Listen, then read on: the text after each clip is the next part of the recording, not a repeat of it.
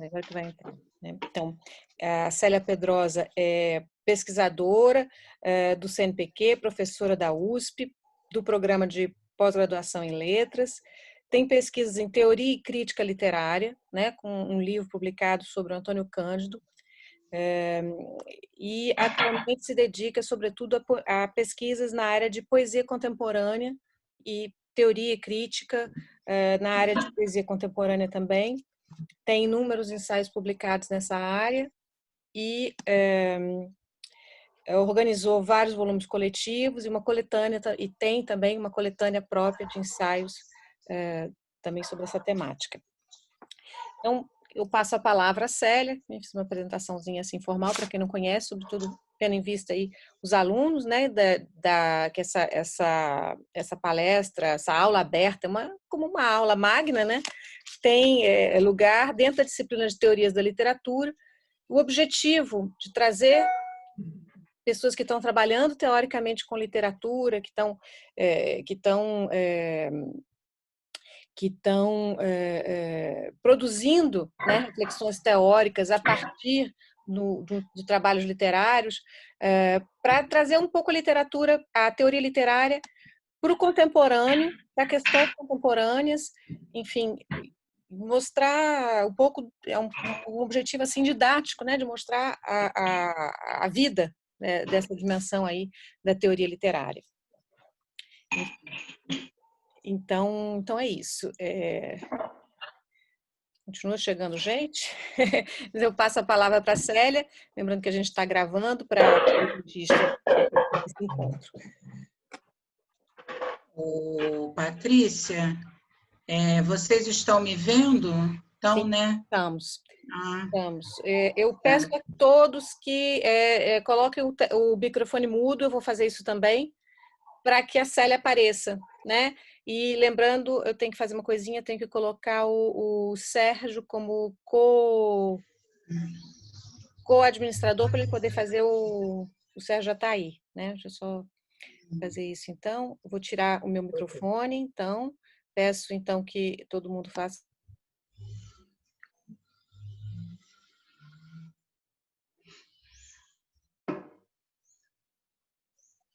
Pronto. Sério, você quer que já compartilhe a tela ou você me avisa quando for? Para botar texto? Não, eu aviso quando for. Okay. Posso começar, Patrícia? Sim, né? Então, começando?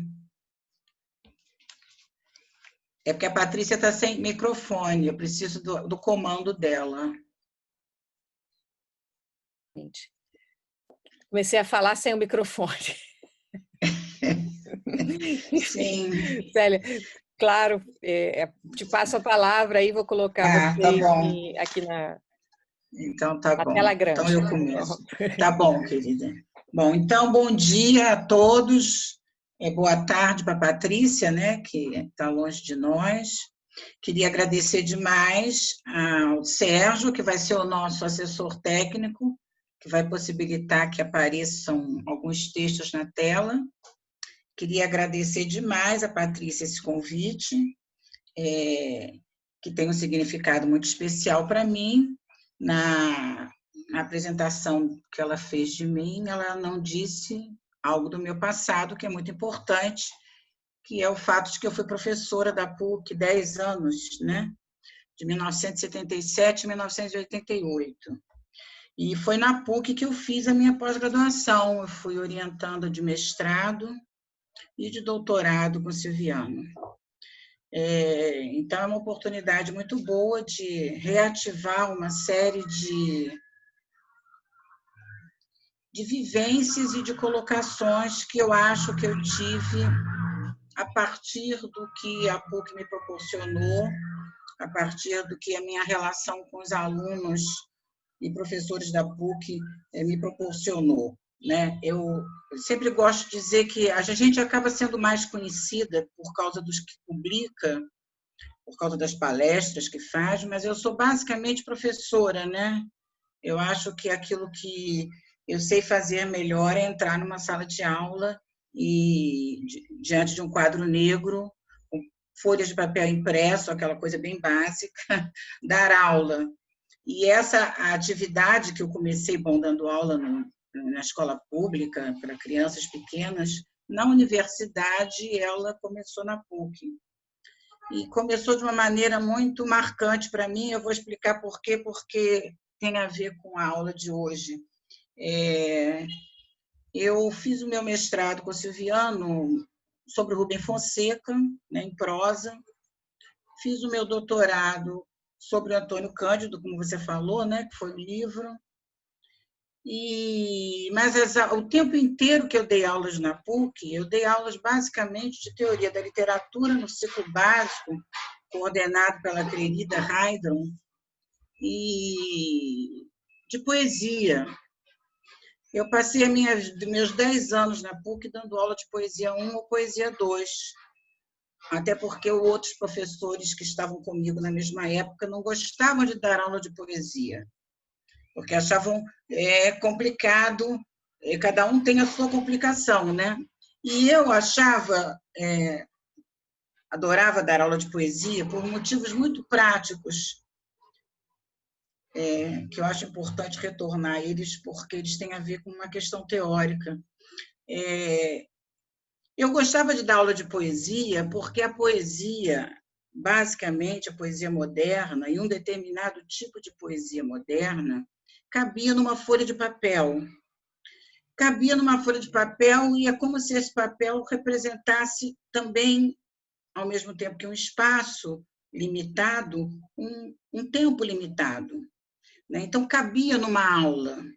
O poema encaixava numa aula perfeitamente, diferente de um romance, até de um conto, né? Que pelo seu desdobramento, eu tinha dificuldade de visualizar, de transformar aquele desdobramento narrativo numa aula. E o poema, então, exercia para mim esse atrativo, né? A condensação, né? Que é uma das formas de definição mais tradicionais até da linguagem poética. E isso ficou muito marcante para mim, mesmo quando eu terminei a minha pesquisa inicial após o doutorado, que foi sobre crítica. Na hora de escolher qual seria o tema da minha pesquisa, eu escolhi poesia porque eu lembrava dessas aulas, né? E me lembrava do prazer organizativo que eu tinha, inclusive, o prazer estético, o prazer organizativo que eu tinha em separar um poema e utilizar as 2 horas de aula para analisar aquele poema com os meus alunos, de maneira completa, uma satisfação muito grande que me dava. Mas, ao longo do meu processo de aprendizagem, inclusive, como professora e como aluna de pós-graduação, eu fui aprendendo justamente a necessidade de questionar essa noção. Isso é uma das questões básicas da crítica contemporânea, né? Essa noção do poema enquanto forma acabada, né? Enquanto forma visivelmente acabada, né? Que inclusive é uma relação importante que se estabelece na modernidade, a ideia de um olhar que dá conta plenamente de uma forma, né? Que se dá visivelmente ao conhecimento, no caso do espectador ou do leitor. E o leitor seria, nesse caso, aquele que, de posse daquela forma completa do poema, tem instrumental técnico para analisá-lo, né? E tornar claro para outros leitores o que seria o sentido do poema, né? O sentido lá colocado pelo seu autor. Então, essa concepção básica, visível, acabada de poema, né? E da leitura como uma análise que a torna visível a todos e a torna complementada,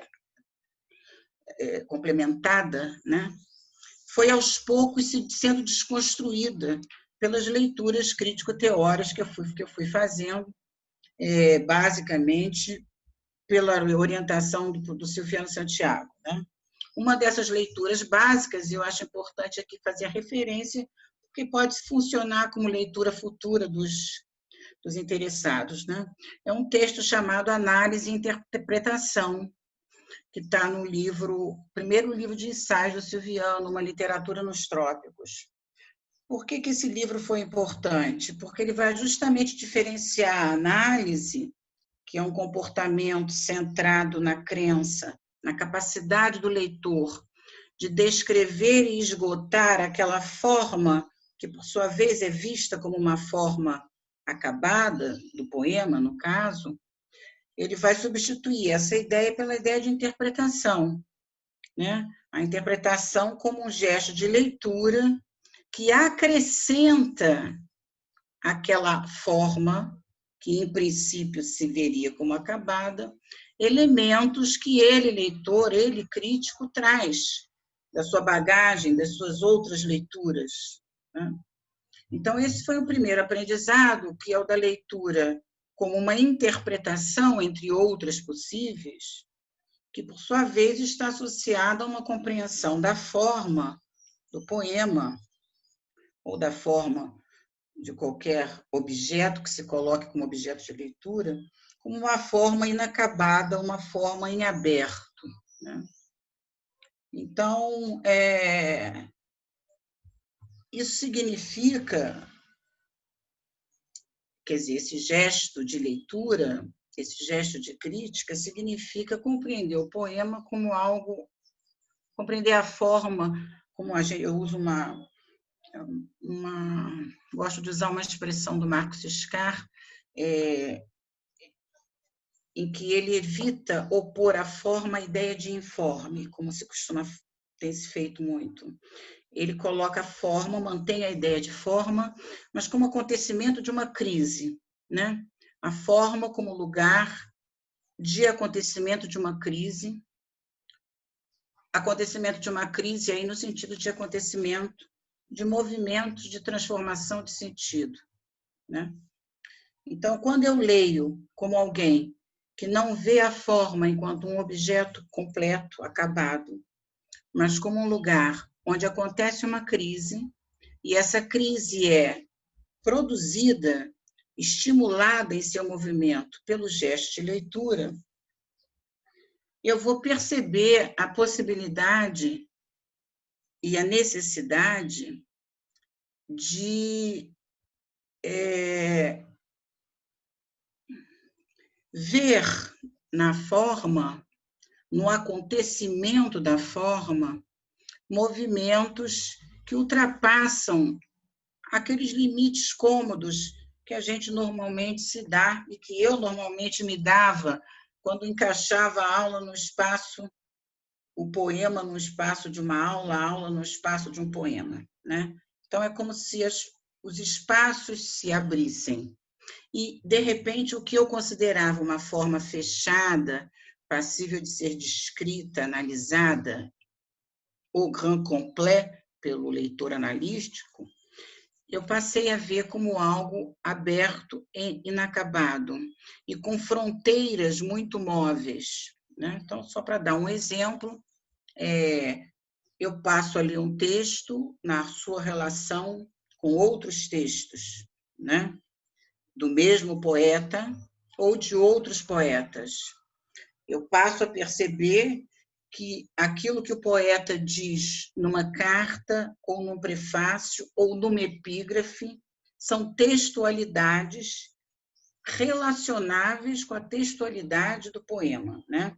É nesse momento, inclusive, que a ideia de texto surge na crítica literária com uma força grande, no sentido de que ela permite, ao mesmo tempo, ela deriva desse movimento e impulsiona esse movimento, que vai ser chamado de movimento intertextual, né? Da leitura, que se quer como suplemento interpretativo em função dos jogos, das relações que o leitor vai mobilizar, né? Em função das suas leituras e das suas vivências outras.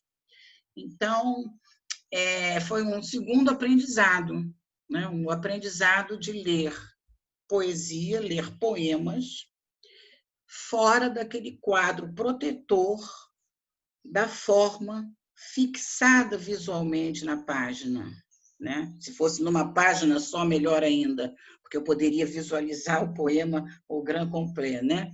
Então, vocês reparem que a minha aula de hoje, as pessoas já receberam textos anteriores, ela é uma aula composta de vários poemas ao mesmo tempo, né? É como se eu agora percebesse que, para falar de alguma questão ligada à poesia, ou ligada à poesia contemporânea, não me bastasse o lugar fixo de análise exaustiva de uma forma fechada, né? Então, a minha aula é o que eu chamaria, e o que se chamaria hoje em dia em relação à crítica, de um ato de montagem, né? Em que, para entender um determinado poema, no caso da Ana Cristina César, eu vou utilizar outros poemas, no caso do Marcos Scar, e, por sua vez, para entender a ambos, eu vou remeter ao Baudelaire, né? Isso tem a ver com uma noção teórica importante, que é aquela pela qual a gente substitui a ideia de obra completa, poema completo, acabado, ligado a uma determinada autoria, por sua vez também compreendida como uma entidade completa, que corresponde de maneira exata ao que o poema diz, né? Eu vou usar a palavra procedimento, né? Que é uma palavra que privilegia a liberdade do leitor de identificar em textualidades diversas um determinado movimento de produção de formas, de crises de formas e de sentido, né? Então, no caso, por exemplo, eu vou analisar o procedimento de endereçamento, né? E vou analisar o procedimento de endereçamento na sua relação com a ideia de casa, que é o que vai aparecer no poema, por isso eu escolhi o poema da Ana Cristina que eu escolhi, e os poemas do Marcos Scar que eu escolhi, né? A casa não enquanto construção, claro, edifício, mas a casa enquanto lugar de moradia, de entrada e de saída, né? A casa aí vai ter um valor alegórico, a gente vai chegar à explicação disso também. Como eu citei um professor, que foi importante para mim, um texto nessa direção, eu vou citar agora um texto de um aluno, que é ótimo, orientando. Sempre bom a gente mostrar o saber se produzindo, né? Um dos meus orientandos de iniciação científica virou agora doutor e é professor da UF, e escreveu um texto muito bom, chamado Crítica, Poesia e Montagem, Procedimentos de Crise, em que ele explica de maneira muito clara essa leitura, a leitura como um efeito suplementar produzido pela relação intertextual de diferentes tipos de objetos de apreciação. Isso eu chamo aí objetos de apreciação e textualidades, pode ser um quadro, pode ser um poema, pode ser um conto, pode ser um texto crítico, né? Hoje em dia se fala muito de hibridismo, do poema com ensaio. Hoje em dia se publicam muito livros que são, ao mesmo tempo, livros de poema e livros de imagens. Então, há todo um trânsito, uma transitividade própria a esse gesto de leitura que identifica procedimentos, né?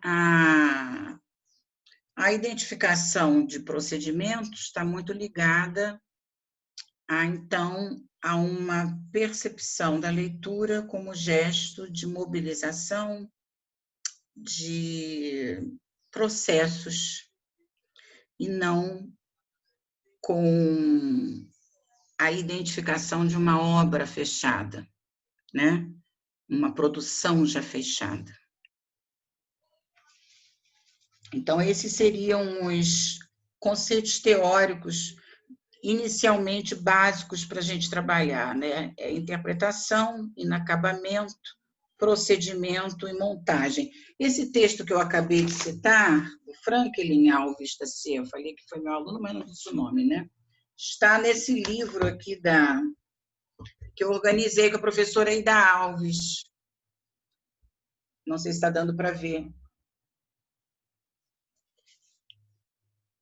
Eu e a Ida fizemos juntas alguns convênios com Portugal, e esse livro é um dos frutos de um desses convênios, né?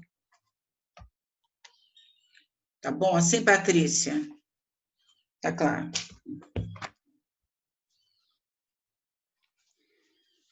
Bom, então, ao colocar a ideia de interpretação e a ideia de montagem, eu estou evidenciando a ideia de construção arbitrária do gesto da leitura, né? Motivada, mas que não se propõe a estabelecer nenhum tipo de correspondência similar total com o objeto da sua leitura.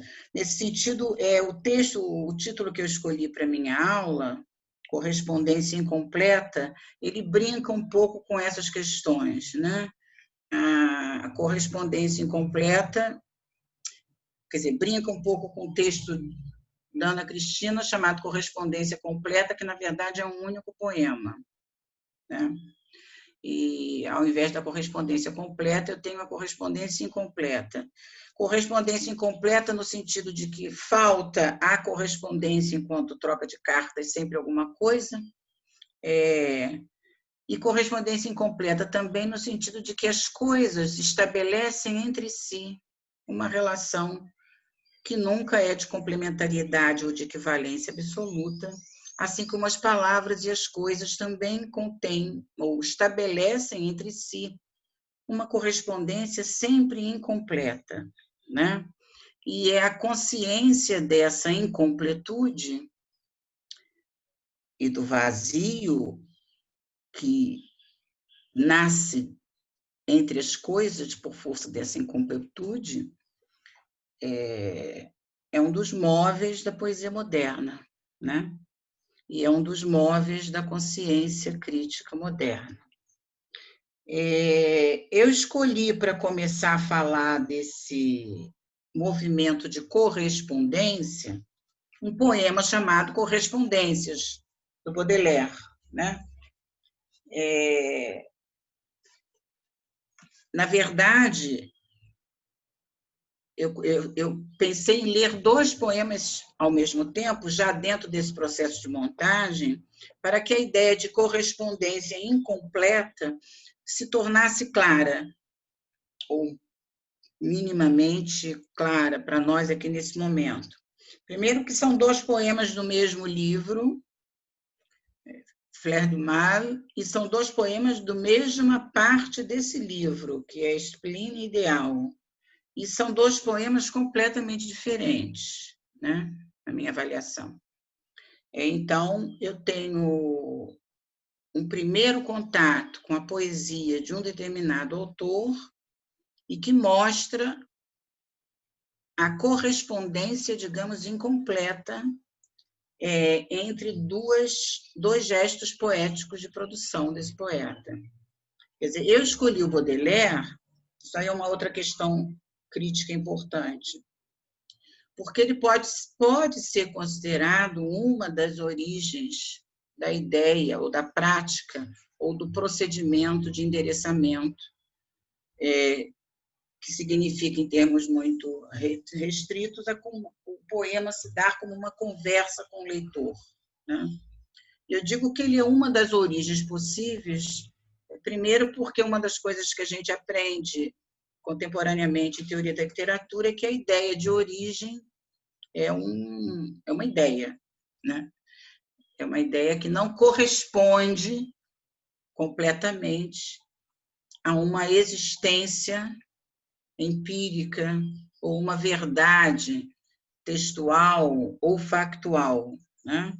Então, eu posso considerar o Baudelaire uma origem para essa questão do endereçamento, Mas eu poderia, se eu quisesse, se eu fosse mais erudita, voltar ao século, a 600 anos antes de Cristo, e eu encontraria na poesia da Safo toda uma estruturação do lirismo como poesia em diálogo com um receptor. A palavra diálogo aí é uma palavra problemática, porque supõe correspondência, né? Eu falo, você responde, para chegarmos todos a um consenso. Essa ideia de diálogo e de consenso são ideias bastante problemáticas, né? Embora elas tenham, à primeira vista, um valor positivo. Mas digamos que a produção de consenso, a partir de um diálogo que chega, então, a seu acabamento, a sua conclusão, pode significar também a fixação de uma determinada verdade uniforme, homogênea, né? Por isso que falamos, talvez, de diálogo incompleto. Isso vai ficar claro, espero, nas leituras, nos movimentos de leitura que eu vou fazer. Então, eu queria chamar a atenção para o fato de que o Baudelaire é, então, uma origem provisória, né? Outras leituras poderiam fazer movimentos de compor genealogias em outras direções, né? Resgatando outros poetas. O próprio Baudelaire, por exemplo, ele vai remeter ao Swedenborg, ele vai remeter ao Chateaubriand, ele vai remeter ao Balzac, que é um escritor que a gente conhece como um romancista realista. Então, eu já estou aí montando e desmontando uma ideia unívoca de ponto a partir do qual se produz um determinado procedimento, né? Então, o meu procedimento de leitura está tentando ser um procedimento de abertura e de montagem em aberto, tá? Não sei se eu estou conseguindo ser clara, porque, enfim, é a primeira vez que eu dou aula nessa situação, não estou vendo os alunos respondendo, ou perguntando, ou levantando o dedo, ansiosos ou não ansiosos, ou distraídos, ou... não importa. Mas qualquer problema a gente pode tentar resolver na parte final, né? Eu só queria lembrar e sugerir para vocês a leitura. Na poesia contemporânea são inúmeros poetas que explicitam essa relação com Baudelaire, né? Um deles é o nosso querido colega, meu grande amigo, Paulo Henrique Brito, que eu espero que esteja aí ainda. Ele publicou um livro chamado Paraísos Artificiais, que é, sim, uma referência clara a um dos livros do Baudelaire, né? Que é um livro do Baudelaire de ensaios em que ele analisa o papel do haxixe, do ópio e do vinho na construção de uma ideia de felicidade impossível na vida moderna. Isso aí a gente vai explicar. O Paulo, por exemplo, não só tem esse livro, como ele tem, que é um livro de contos, né, Paulo? Como ele tem vários poemas construídos em diálogo, digamos, irônico e cético com o seu leitor, né? Então, o Paulo seria um exemplo concreto, mas são muitos os poetas que trabalham com essa referência ao Baudelaire e uma referência, inclusive, a esse gesto do Baudelaire, que é o gesto, digamos, fundador da ideia de... gesto fundador, entre aspas, da ideia de poesia que conversa com seu leitor, né? O outro poeta que eu escolhi para construir isso é a Ana Cristina, né? A Ana Cristina tem, em Cenas de Abril, que é o primeiro livro dela, ela tem um verso em que ela diz: abomino Baudelaire querido, mas procuro na vitrina um modelo brutal. Quer dizer, abomino Baudelaire querido é uma contradição em que ela incorpora o próprio Baudelaire, que vai chamar o leitor dele de meu semelhante, meu irmão hipócrita, né? Depois, a própria Ana Cristina tem um outro poema chamado Flores, em vez de do mal, Flores do Mais, que está no Inéditos e Dispersos, né? Além disso, a Ana Cristina tem muitos poemas em forma de carta, né? Quer dizer, transformando o procedimento do endereçamento em procedimento constitutivo dos seus poemas. Ela tem muitos diários, poema em forma de diário, né? Como Baudelaire tem, o Meu Coração à Nu, né? E uma escrita também fragmentada, né? Então, isso só para justificar essa minha montagem. Depois eu vou chegar no Ciscar, tá? Para justificar a minha montagem. Eu queria começar lendo com vocês, eu não vou fazer uma leitura exaustiva, até porque tudo que eu falei até agora vai na direção de substituir a ideia da leitura exaustiva de um poema pelo movimento entre poemas, né? Então, vamos começar, Sérgio, pelo começo, digamos assim, pelo começo que eu criei, que é o Correspondências, né? O Sérgio vai botar na tela. Apareceu para todo mundo? Para mim apareceu. Patrícia, tem umas perguntas que as pessoas já estão fazendo no chat. A gente depois tenta responder, né? Deixa eu Então, colocar vamos lá. aqui. Eu acho que a gente. Desculpa, eu coloquei agora só para responder. Acho melhor a gente deixar o chat para depois, até porque eu estou vigiando quem tenta entrar, então eu não estou conseguindo acompanhar o chat. Claro, eu sei como é Depois a isso. gente. Pois é. Enfim. Eu já participei como organizadora, é um problema. Pois é, a gente fica mil coisas. Enfim, mas eu vou colocar em mudo de novo para não atrapalhar aqui justamente a sua apresentação. Tá bom. Bom, eu vou ler esse poema porque ele é pequeno. Os outros eu não vou poder ler. E eu acho sempre bom, e hoje em dia se revela como cada vez mais importante esse reencontro com a voz do poema, né? Mas eu não vou poder fazer isso com todos.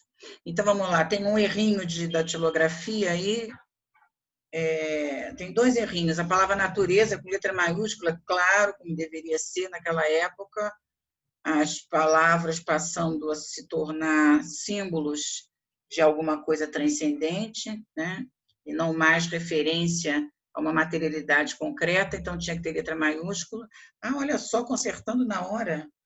E ricos e triunfantes, depois de triunfantes tem vírgula. Então, vamos lá. A natureza é um templo onde vivos pilares deixam filtrar não raro insólitos enredos. O homem o cruza em meio a um bosque de segredos que ali o espreitam com seus olhos familiares. Como ecos longos que à distância se matizam numa vertiginosa e lúgubre unidade, tão vasta quanto a noite e quanto a claridade, os sons, as cores e os perfumes se harmonizam. Há aromas frescos como a carne dos infantes, doces como o oboé, verdes como a campina, e outros já dissolutos, ricos e triunfantes, com a fluidez daquilo que jamais termina, como o almíscar, o incenso e as resinas do Oriente,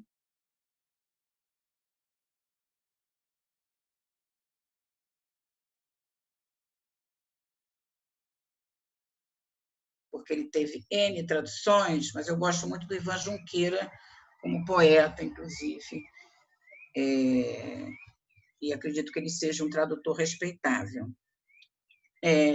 Esse poema, quer dizer, claro que ele pode ter várias leituras que ressaltem nele diferentes procedimentos, mas eu vou ressaltar nele um procedimento que eu acho que o Paulo diz que está congelando a minha fala.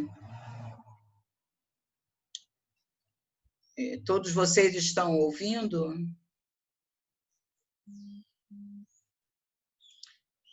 Agora está ótimo. Bom, então tá. O procedimento que eu queria ressaltar nele é justamente, quer dizer, o procedimento de correspondência, né? O poema é um soneto centrada em torno da ideia com letra maiúscula de natureza, né? E de como elementos vários, digamos, do mundo material e sensível se correspondem entre si, equivalem entre si. O Otávio Paz tem um texto que eu gosto muito, que costumava ser um texto básico para graduação, que está lá nos Filhos do Barro, né? Em que ele vai falar da analogia e da ironia como dois procedimentos contrastantes na poesia moderna. A analogia é esse procedimento da construção de correspondências completas que permitem que a palavra se torne um símbolo crível da realidade, que a poesia também, e o poeta, como aquele ser capaz de construir, de empreender essa construção, também seja valorizado, né? Então, vocês vejam que é um poema todo concentrado, não é nem metáforas, ele só tem... A metáfora é vivos pilares, ele é todo de comparações explícitas, né?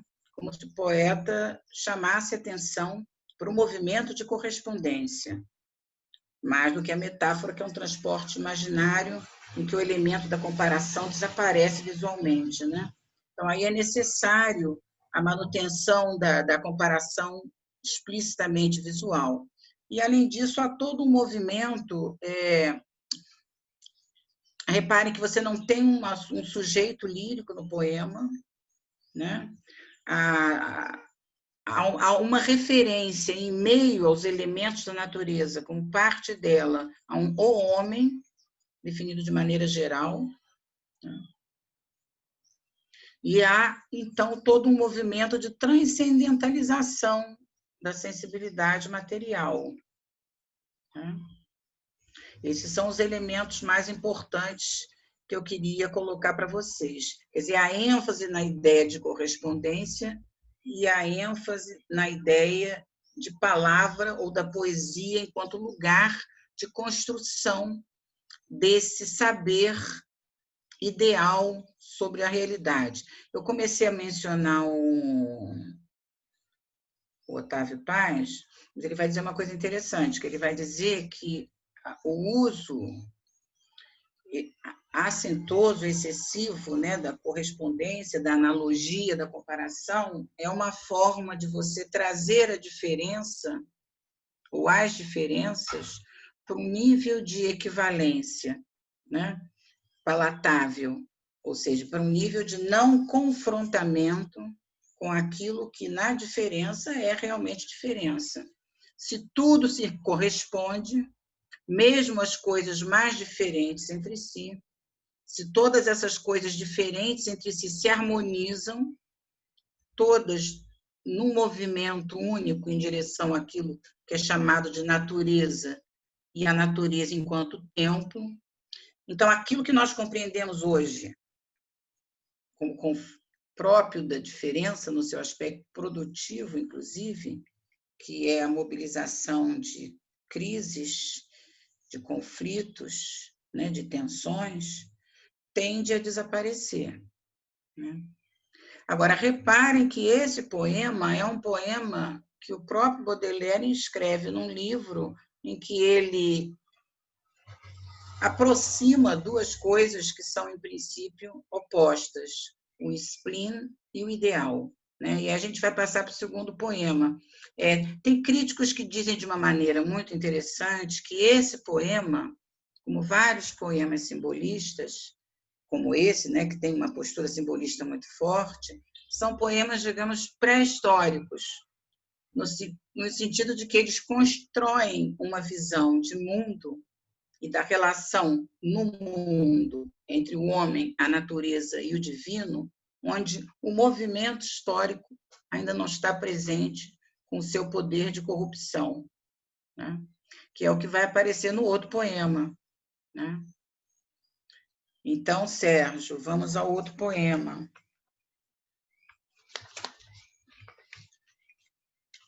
Está aparecendo ou ainda está no primeiro? Ainda está no primeiro.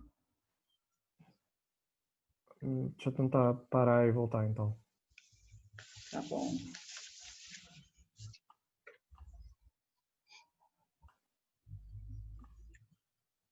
Agora foi, né? Foi, Bom, esse poema é o poema que abre o livro, não é? E é um poema ao leitor. Vocês vão ver esse gesto muito semelhante no Marco Ciscar em vários momentos. É um gesto dúbio, né? De abertura, de convite e, ao mesmo tempo, de provocação. Né? O Marco Ciscar tem um livro sobre Ana Cristina em que ele aponta esse duplo valor do gesto de, então, endereçamento ao leitor.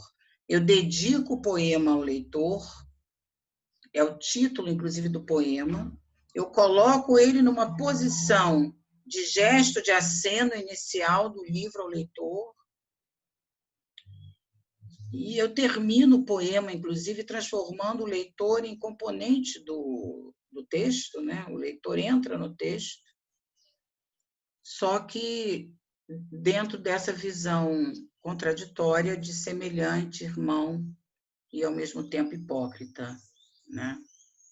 Como se diz desse poema e de outros inúmeros que o poeta tem nas Flores do Mal, que é um poema em que aquela visão idealizada, simbólica, pré-histórica, né?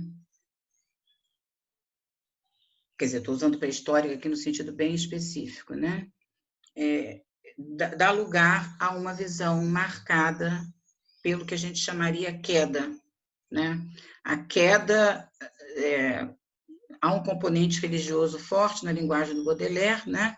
A queda teria um sentido bíblico, mas teria um sentido não bíblico também de queda do homem na história e nos movimentos da história, que são movimentos de decadência, de desconforto, de descentramento do homem em relação aos lugares que antes o situavam harmoniosamente em relação a Deus e à natureza, né? E, bom, eu não vou poder ler o poema inteiro, porque ele é muito longo, mas vocês vão ver que ele é um poema, eu vejo assim, né, que ele se dirige ao leitor num gesto de queda, comandado por Satã, né? Caracterizado por um excesso de imagens negativas e contraditórias, quer dizer, Satã nos consola docemente, alegres retornamos à lodosa estrada, repugna uma joia. O tempo inteiro o poema é composto desses movimentos contraditórios. Então, é um poema desassossegado, para dizer o mínimo, né? É um poema de uma subjetividade em crise, né?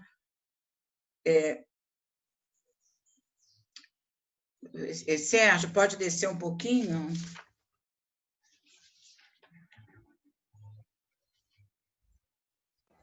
Assim ou mais um pouco? Pode, por favor, vamos lá para o fim. Sim. A gente pode até ler esses 3 últimos quartetos, né? Em meio às hienas, às serpentes, aos chacais. Comparem com as enumerações do poema anterior, né? Que eram enumerações sinestésicas, inclusive, eu esqueci de chamar a atenção para a questão da sinestesia, que é um procedimento concreto de harmonização de diferentes aspectos do sensível, né?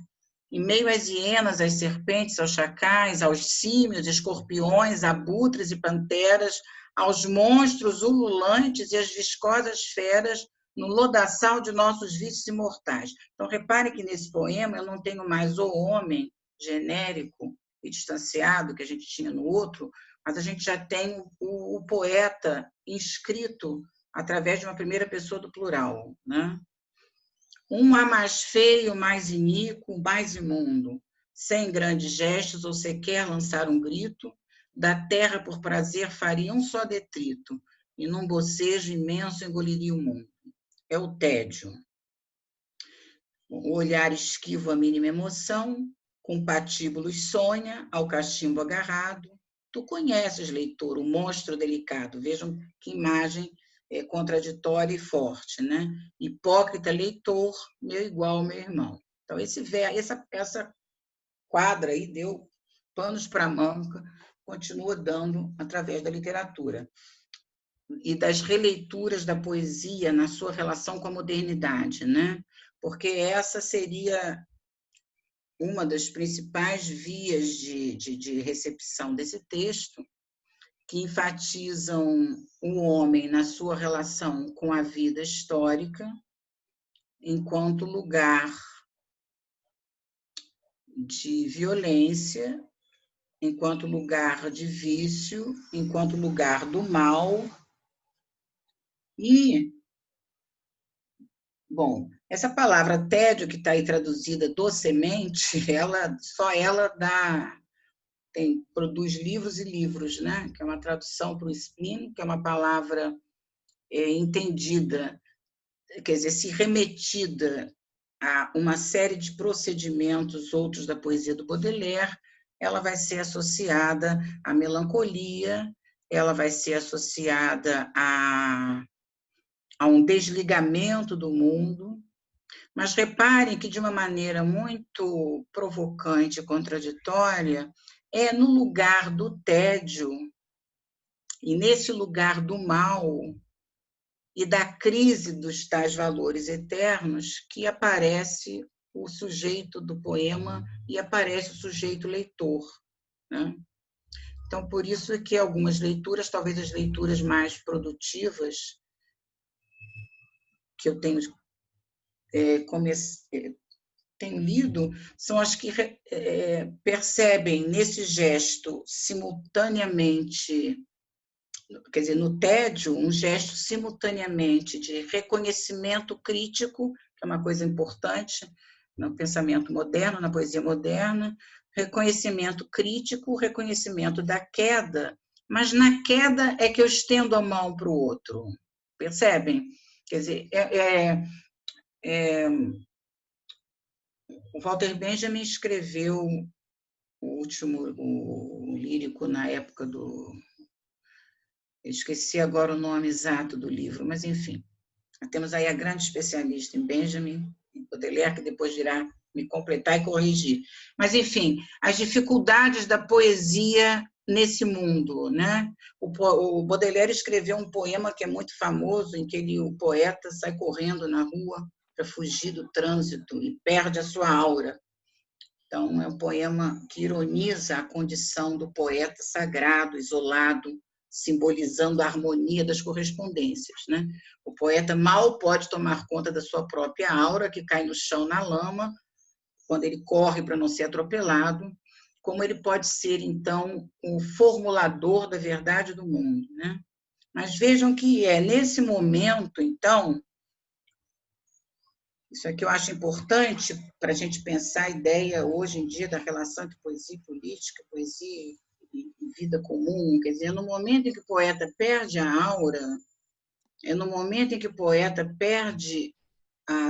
ganha consciência das contradições em que ele próprio se insere, é um momento em que, em função das transformações da vida moderna, a ideia de leitura sai daquele círculo aristocrático fechado em que se colocava.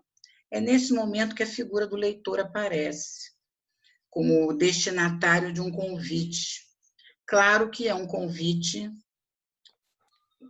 de duplo valor, é um convite irônico, é um convite em que o poeta se coloca próximo e, ao mesmo tempo, distante, né?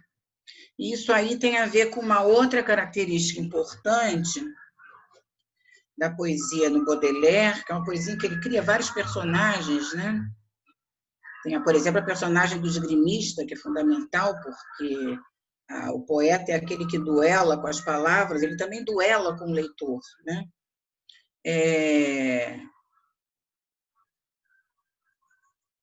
Eu perdi até o fio. Eu interrompi para falar da esgrima, porque eu estava falando de quê?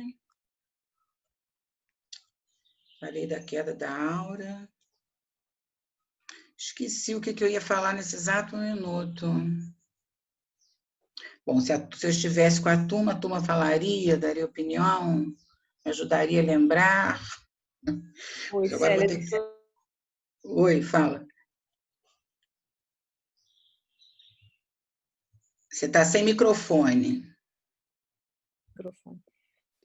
Pronto, agora entrou? Entrou. Entrou.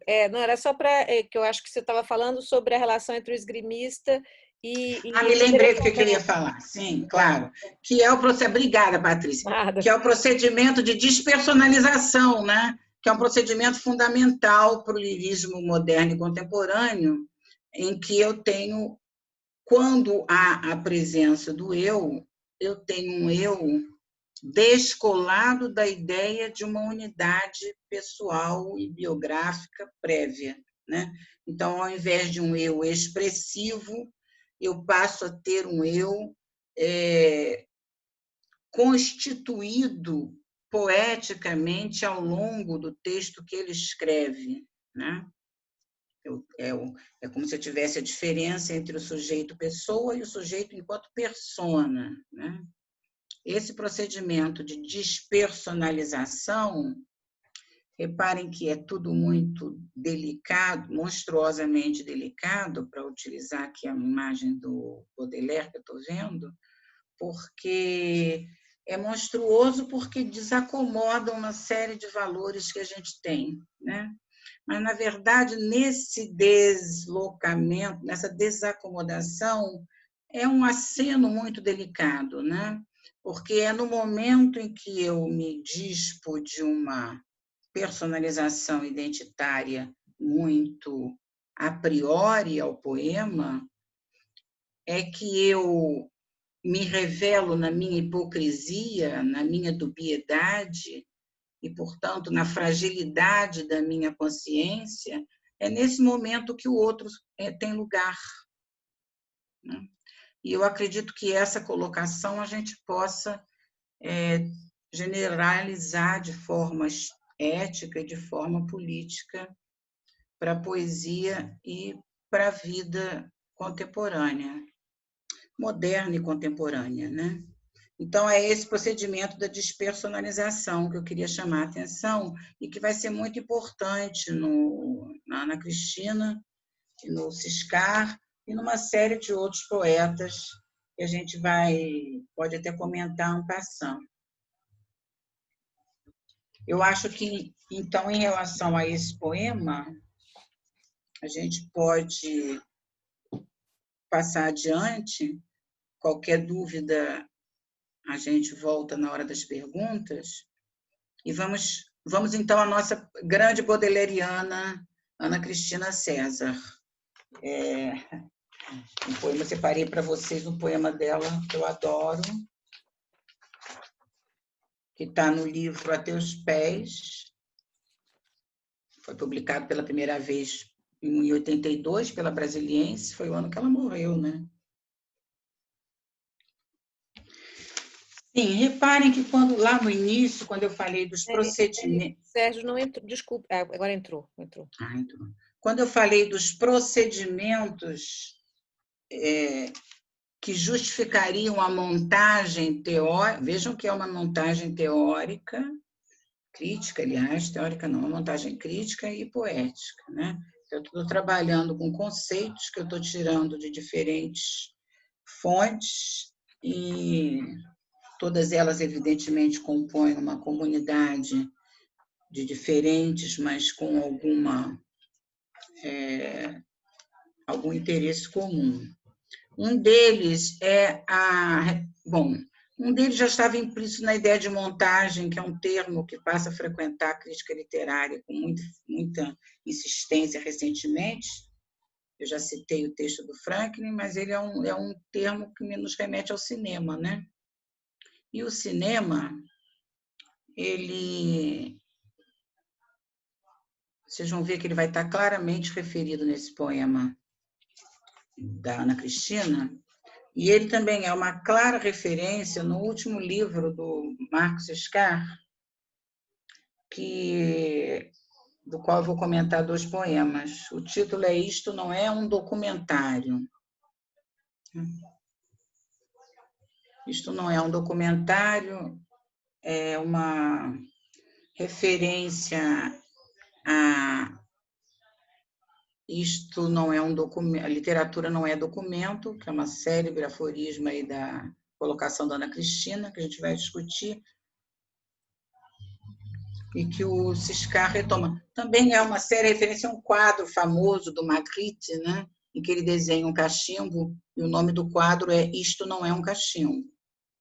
Claro, o que está lá não é um cachimbo, é uma imagem do cachimbo, e aí há toda uma discussão sobre o que significa a relação de não correspondência completa entre palavras e coisas sobre a qual a gente está, de uma certa maneira, montando o nosso texto, né? Eu queria lembrar só uma outra coisa que eu não gostaria de esquecer.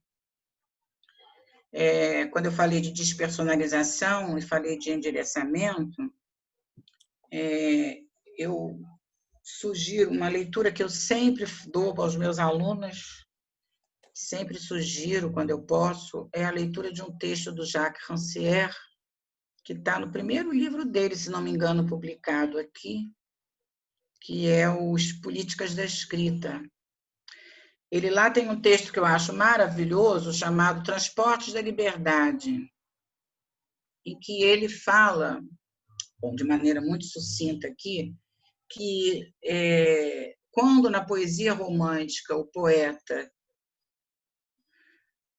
constitui poemas através da relação com imagens da natureza, ele não está construindo relações de semelhança formal. Então, ele começa analisando um poema do Wordsworth, em que o poeta fala que anda como uma nuvem. Então, ele mostra que o Wordsworth não está querendo se comparar enquanto forma a uma nuvem, mas que ele está querendo mostrar o movimento que, ao longo do poema, constitui o poeta despersonalizado de si e passando a ser uma subjetividade poética em direção a algo, que é, em princípio, o leitor, como pode ser um espaço ou o espaço de um leitor, e dependendo do poeta, ele vai analisar 3 poetas diferentes. Essa relação de caminhada, ele chama de operador a metáfora, em vez de ser um índice de semelhança e correspondência, ele chama de um operador de acompanhamento, né? Que ajuda o poeta, ao longo do seu poema, ir numa determinada direção, ou ir em direção junto com o seu texto, em direção à sua leitura, tá? Então, é mais uma referência bibliográfica para a ideia de despersonalização, que eu falei num primeiro momento, em função desse movimento do poeta sair do lugar e se dirigir ao leitor, não é isso? É um movimento temporal, é um movimento espacial. E ele vai aparecer de novo aqui nesse poema incrível da Ana Cristina, Traveling. Primeiro que traveling em inglês significa viajar, né? Bom, significa viajar. Se eu me lembrar do contexto em que o poema foi escrito, foi aquele contexto da contracultura em que viajar significava também sair de si, né? Fulano está viajando porque tomou um ácido ou fumou um haxixe. Então, são movimentos de saída de si, de qualquer maneira, né?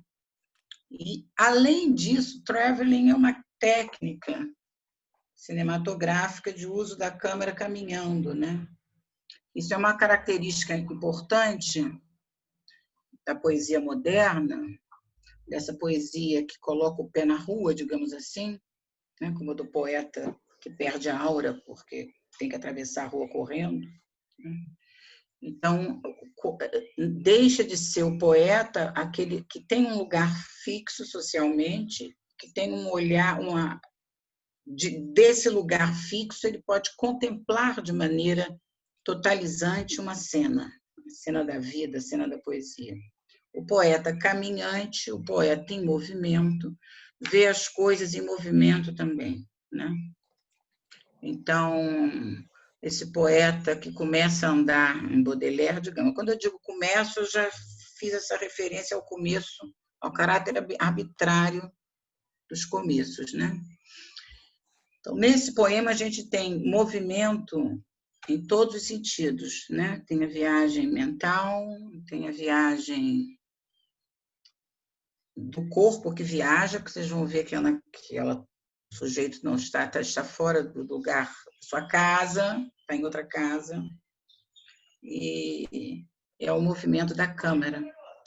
Eu acho que esse poema a gente pode até ler, né? Vamos ler? Tarde da noite, recoloco a casa toda em seu lugar. Guardo os papéis todos que sobraram. Confirmo para mim a solidez dos cadeados. Nunca mais te disse uma palavra. Vejam que aí entra o interlocutor, né? Do alto da Serra de Petrópolis, com um chapéu de ponta e um regador, Elizabeth reconfirmava. Perder é mais fácil que se pensa. Rasgo os papéis todos que sobraram. Os seus olhos pecam, mas seu corpo não, dizia o tradutor, preciso, simultâneo, e suas mãos é que tremiam. É perigoso, ria a Carolina, perita no papel Kodak. A câmera, né? A câmera em rasante viajava. A voz em off nas montanhas, inextinguível, fogo domado da paixão. A voz do espelho dos meus olhos, negando-se a todas as viagens. E a voz rascante da velocidade, de todas três, bebi um pouco, sem notar, como quem procura um fio. Nunca mais te disse uma palavra, repito, preciso alto, tarde da noite, enquanto desalinho sem luxo, sede, agulhadas, os pareceres que ouvi num dia interminável, sem parecer mais com a luz ofuscante desse mesmo dia interminável. Lindo, né?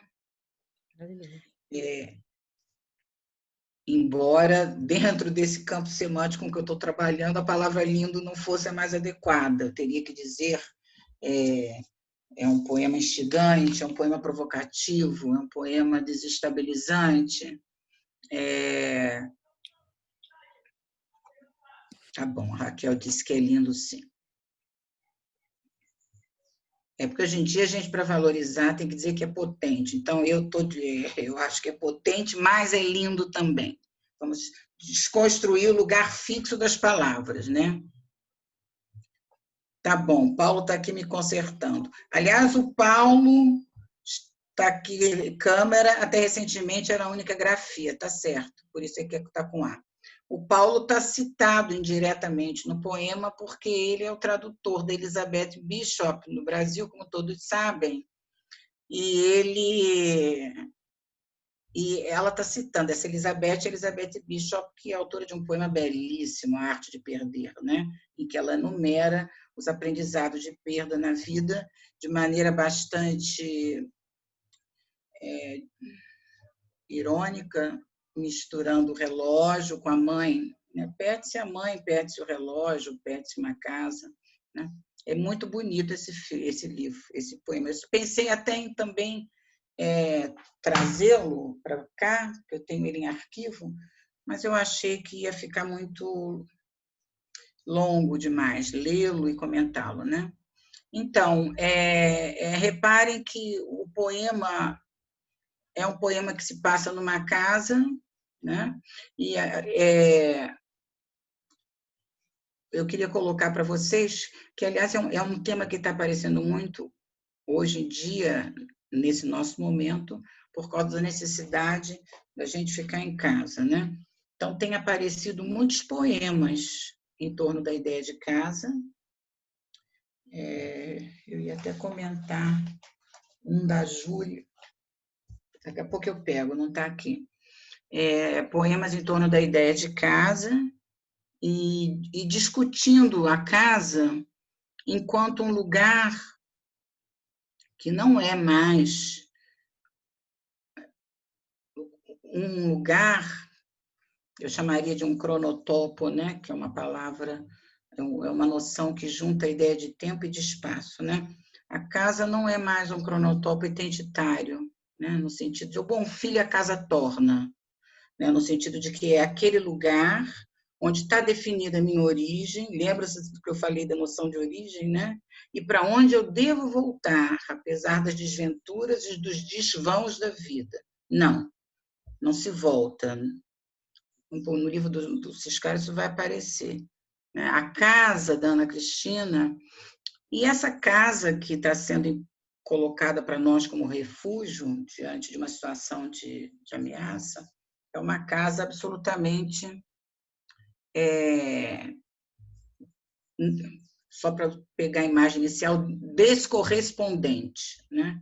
Eu não consigo fazer uma correspondência clara dela com nenhum tipo de valor simbólico, de proteção, de refúgio, de identidade natal, de família, tá? Vocês podem... Eu deveria ter dito lá, então estou dizendo agora, que em contraposição a esse movimento, digamos, simbolizante da linguagem, que tende a constituir uma relação harmoniosa entre palavras e coisas, entre as diferentes coisas, a poesia do Baudelaire é uma poesia considerada pelo Walter Benjamin um lugar de irrupção, ou reirrupção do movimento alegórico das palavras, né? O movimento alegórico é um movimento em que a relação... Bom, isso aí, vocês têm a professora de vocês, é especialista em Benjamin, depois pode explicar lindamente, longamente, mas, digamos, de uma maneira muito precária, e por isso até alegórica, porque um dos valores da alegoria, eu acho que é a precariedade, as coisas se aproximam de maneira fragmentária, né? Uma fragmentação espaço-temporal, como se o tempo passasse a habitar a ordem da linguagem, criando entre seus elementos aproximações nunca completamente correspondentes, né? Nunca completamente equivalentes. Uma das coisas importantes desse poema, por exemplo, é a quantidade de vozes que falam dentro dele, né? Você tem a voz do poeta que diz: eu, tarde da noite, recoloco a casa toda em meu lugar. Você tem a Elizabeth, que eu estou dizendo para vocês que é Elizabeth Bishop, mas que ela trata assim... Reparem que é todo um jogo da intimidade, que é uma outra coisa interessante quando a gente fala de despersonalização. A poesia, a casa, o poema são lugares de uma intimidade, para usar um termo lacaniano, é uma intimidade êxtima, né? É uma intimidade toda tecida de exterioridades, né? Uma intimidade porosa, uma intimidade vazada, né? Que é a casa da Ana Cristina. Vocês reparem que ela começa dizendo que vai confirmar a solidez dos cadeados, então são muitos, então uma necessidade muito grande de botar cadeado em tudo, uma necessidade tão grande de botar cadeado em tudo, é claro que equivale a um temor do desconcerto, da invasão, né? Da precariedade. É todo um movimento de arrumação, né? Que é absolutamente contraditório com a desarrumação do poema, né? Desarrumação nesse sentido de que eu tenho vozes que se interrompem, tenho cenas que se misturam, né? A Serra de Petrópolis, por exemplo, pode ser o lugar onde ela está, a casa dela, mas é a casa também em que a Elizabeth Bishop morou com a Lota Soares, né? Durante o tempo que viveu no Brasil. Então, eu já tenho uma intimidade êxtima aí. Eu tenho a mistura de dois lugares diferentes, né?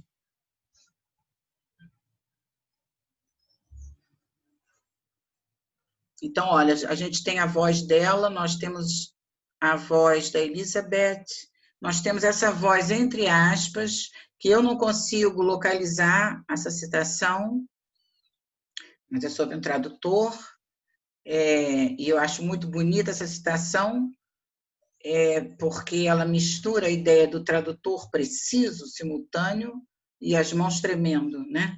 Como se o tradutor se contaminasse do pecado que ele está traduzindo, né? Muito bonito isso.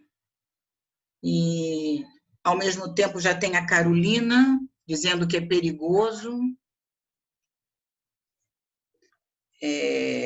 O que é perigoso, né? Reparem que perigoso aí está referido ao ato de tradução, está referido à fotografia, e, enquanto isso, a câmera em rasante viajava, né? A gente tem aí movimentos de... Uma das características do traveling é a câmera poder caminhar mais para perto, né? Eles chamam zoom in, zoom out, né? Chega mais para perto, chega mais para longe. Tudo isso são movimentos de instabilidade no interior daquilo que é uma casa fechada. Reparem quanta coisa acontece no interior dessa casa fechada. Quantos tempos se misturam, quantos fantasmas coabitam, né? Fantasmas no sentido...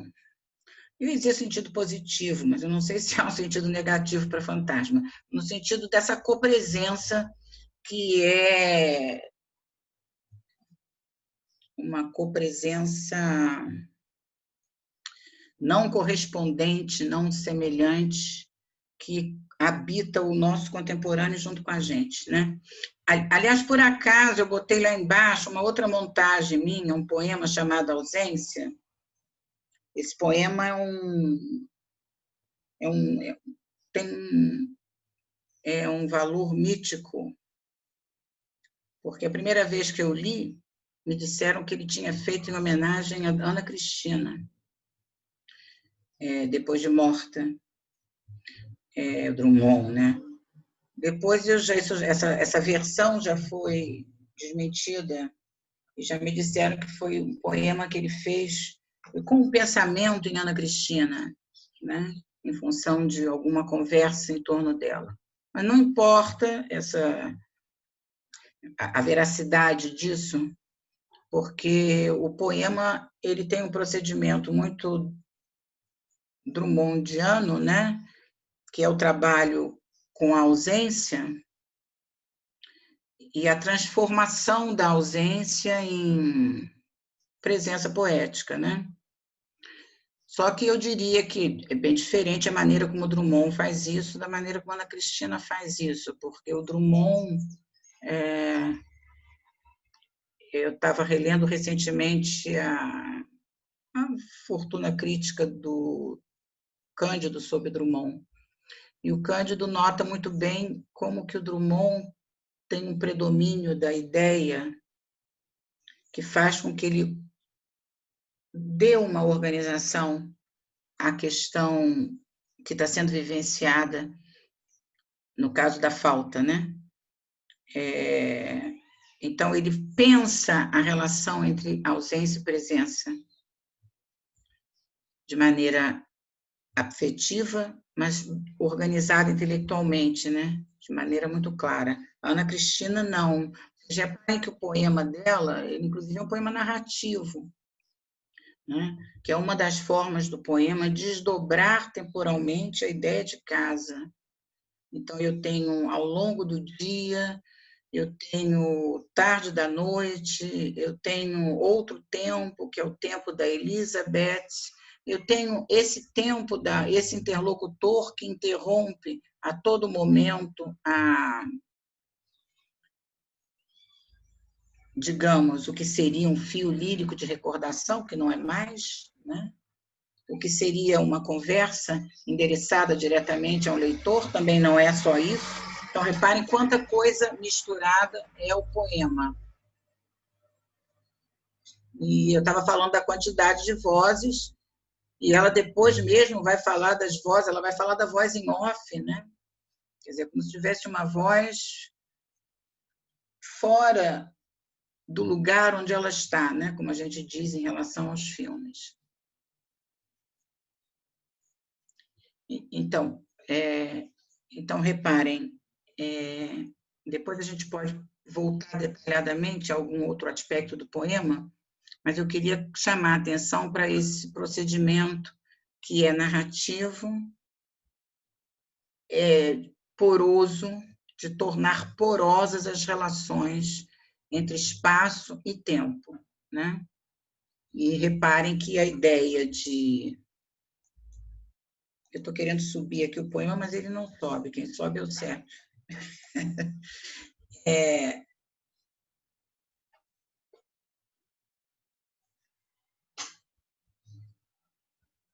Ela guarda os papéis, ela rasga os papéis, ela tranca a casa. Ao mesmo tempo, nessa casa toda trancada, uma invasão de vozes, e há a invasão do interlocutor, né? Essa questão do interlocutor, eu falei em despersonalização em relação ao final do poema do Baudelaire. Eu enfatizei a despersonalização do poeta, né? Mas ela é também a despersonalização da figura, da identidade do leitor, né? Quem é que está lendo? Quem é que está dizendo eu neste poema? E quem é este tu, né? Então, eu posso ter poemas em que o tu, ou você, né, é nomeado, a minha amada, você, minha amada, mas você, meu amado. Pode ser poemas em que não haja nomeação, o que é mais comum, eu acredito, hoje em dia, e pode ser, inclusive, o próprio autor conversando consigo mesmo naquilo que seria um diário, né?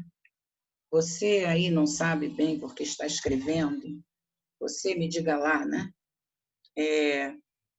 Então, é aquilo que, nos textos de crítica recentes, que focalizam a questão do envelhecimento, é enfatizado, que é o movimento de despersonalização, de alterização da poesia em relação a um lugar de produção e um lugar de recepção. Então, eu tenho tanto o poeta desestabilizado quanto o leitor desestabilizado. Reparem, essa questão da desestabilização do leitor, para mim, ele é muito importante. E acho que ele é muito importante hoje. A Ana Cristina, ela tem algumas passagens da crítica e da poesia dela que são muito importantes a esse respeito. Ela, por exemplo, ela tem um poema chamado A Lei do Grupo, né? Muito conhecido, em que ela diz: meus amigos todos agora fazem poema minuto, poema piada. E ela não faz, né? Então, ela, ao fazer isso e ao dizer isso, ela está se recusando a uma forma de pacto de leitura que se tornou hegemônico na época e que estaria ligado a uma determinada concepção de literatura ou de poesia mais facilmente receptível. Receptível? Tá? O Cacaso, naquele livro do Carlos Alberto Messeder, ela tem um diálogo com o Cacaso, em que o Cacaso acusa ela de fazer poesia difícil, né? E ela faz uma poesia difícil, então, se o problema é esse. Essa poesia é difícil, né? Tem que ir e voltar. Ué, está trancada ou não está trancada essa casa? Né? Que vozes todas são essas? Ela está falando sozinha, digamos, né? Se eu quiser ter um enfrentamento óbvio com esse poema, eu vou me colocar diante de vários dilemas. Então, a Ana Cristina vai falar, ela vai criticar a lei do grupo, era o grupo marginal. Ela vai fazer a crítica do que ela chama poesia pura, né? Que era uma poesia identificada do João Cabral na época, embora o João Cabral não seja essa poesia pura, mas, enfim, mas era uma poesia em que a subjetividade não aparecia eu, e o esforço do poeta era todo para estar com a faca solâmina limpar a poesia dos resquícios da vida. Eu acho que, felizmente, o João Cabral está sendo relido nesse sentido. E ela faz uma crítica também muito grande do Jorge Amado, na medida em que ela vai dizer que o Jorge Amado escreve para um povo, construindo uma ideia de povo que é, por demais, uniformizadora, totalizante e autoritária, né? Então, eu acho que essas discussões provocadas pela relação de endereçamento anônimo, né, em direção ao leitor que eu nem sei quem é, colocam em discussão muitas demandas hoje em dia relativas à relação entre política e poesia, né? Eu costumo preferir falar de uma política da poesia, né? Então, existe uma política da poesia que tem efeitos em outros espaços da vida política. Então, uma das políticas da poesia é essa de explicitar uma relação provocativa com o seu leitor, ao invés de uma relação de correspondência idealizada entre o que ele pensa, a poesia pensa e o leitor quer. O outro texto, claro, seminal para isso, é um texto do Silviano Santiago, de novo, chamado Singular e Anônimo.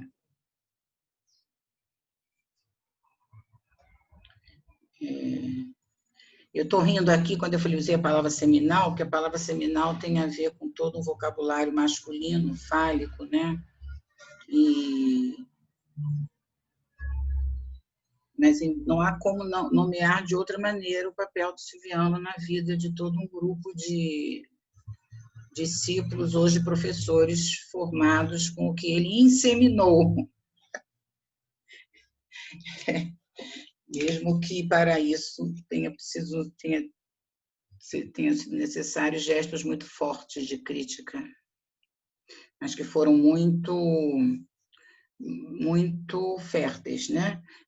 Nesse sentido, eu acho interessante voltar àquela questão do Baudelaire, como aquele poema é forte, como aquele poema é agressivo, e é nesse gesto de queda, agressividade, que ele chama o leitor para perto. Talvez haja aí uma forma de acolhimento diferente daquele acolhimento associado à correspondência completa, né? Bom, podemos chegar ao Ciscar, Patrícia? Porque... Desculpe, eu apaguei de novo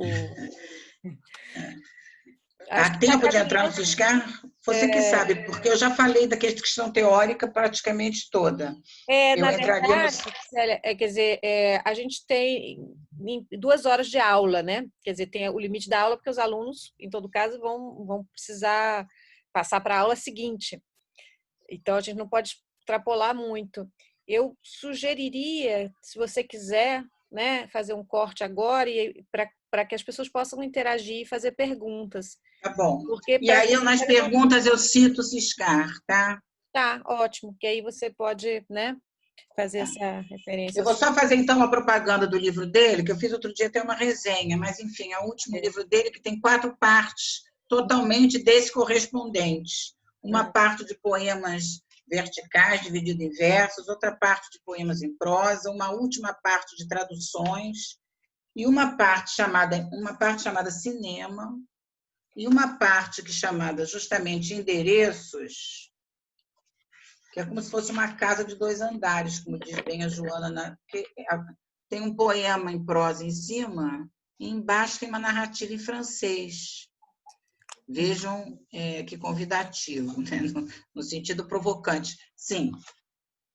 Então, para terminar, só porque eu referi pela metade o Silviano, ele tem um texto pequeno, luminoso, e que é precursor de tudo que se disse sobre a Ana Cristina, embora nem sempre seja citado, que é um texto chamado Singular e Anônimo, em que ele fala justamente como é que a poesia da Ana Cristina é toda um convite e uma provocação ao leitor. Tá? Então, é isso. Eu teria, eu teria uma questãozinha assim que talvez possa servir de abertura, enquanto o pessoal pensa um pouco o que quer, né, colocar como questão. Bom. Espero que o pessoal da turma, né, consiga pensar e elaborar alguma coisa a partir das coisas que a gente preparou um pouco. Na verdade, eu achei que a gente pode voltar nisso aqui, até porque entra numa questão que a gente abordou no início do semestre. Essa crítica da Ana Cristina César a uma literatura engajada, né? Assim.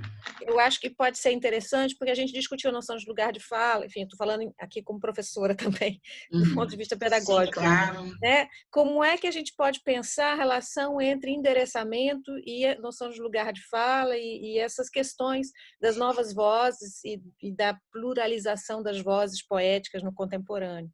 Tem aqui a questão por aí. Não sei se... Ai, Patrícia. Como é que a gente relaciona?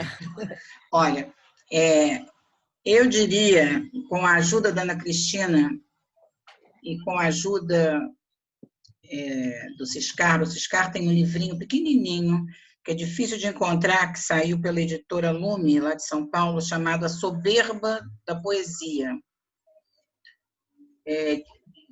Elitismo, distinção e democracia. Bem provocante, né? Pois é. Eu acho o seguinte, que a poesia, eu acho que é um lugar, ou é uma oportunidade de constituição subjetiva para além de uma identidade própria que você se arrogue, né? Porque você não vai se repetir a si mesmo em tudo que você faz. Ou vai, enfim. Mas eu acredito que seja mais instigante para o sujeito e para aqueles que convivem com ele, que ele possa exercitar-se na sua pluralidade, nas coisas que ele faz, né? Criando procedimentos, né? Montando procedimentos diferentes, escutando vozes diferentes. Então, para mim, a poesia, eu poderia pensar a poesia, por exemplo, a partir da ideia de autoria e associar essa autoria à ideia de um lugar de fala fixo, né? Que servia de guardião do significado do texto, né? Eu me lembro que antigamente era o que o autor quis dizer. Eu não sei o que o autor quis dizer, ele já morreu. Né? Então, eu vou ter que convocar uma sessão espírita. Eu brincava com os meus alunos. Então, eu acho que o texto é um gesto de oferta e de partilha. E a oferta e a partilha supõem escuta, né? Supõem escuta de outras vozes que adentrem, criem poros no interior de mim mesma ou daquilo que eu produzo. Então, eu acho que os conceitos têm vários usos, né? Eu já vi o conceito de lugar de fala sendo usado como forma de afirmação de uma identidade intransponível, né? De um lugar, de uma garantia de pertencimento. Eu não gosto dessas palavras de pertencimento, propriedade, eu acho que elas não são produtivas. A palavra propriedade é uma palavra tão problemática, né? Do ponto de vista dos bens materiais, né? Por que eu vou defender a propriedade de bens... Por que eu vou defender uma propriedade de mim mesma, digamos assim, né? Ao invés de me expor ao que é impróprio. O Ciscar, eu cito muito o Ciscar, eu acho que ele é o meu guru teórico, além de ser um poeta excelente. Ele tem um texto sobre a palavra resistência, em que ele vai dizer, que eu acho que é uma palavra muito perigosa. Tem um texto que eu gosto muito do Rancière também sobre essa palavra, depois eu posso passar para vocês, em que ele vai dizer que a resistência da poesia é a capacidade de se manter aberta ao irresistível, aquilo que não é ela, ou que ainda não é ela, né? Porque se eu resisto enquanto poesia, a poesia vira monumento, né? No sentido imobilizado, cristalizado da forma do poema, da minha forma, da forma de um determinado discurso. Então, resistir, ele vai criar essa contradição muito bonita, resistir poeticamente ou artisticamente ou como pessoa, o máximo que for possível, é se mostrar sempre aberta ao irresistível. Aquilo que eu vejo como uma provocação, sabe?